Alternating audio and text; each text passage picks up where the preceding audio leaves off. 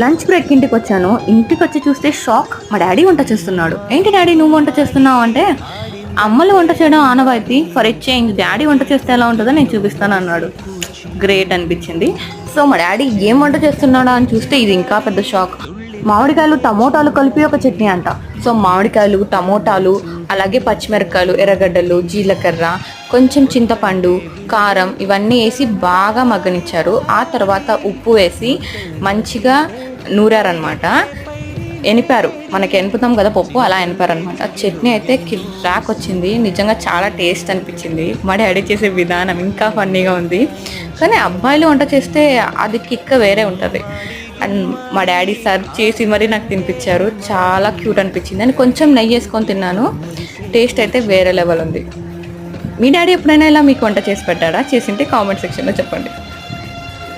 subscribe to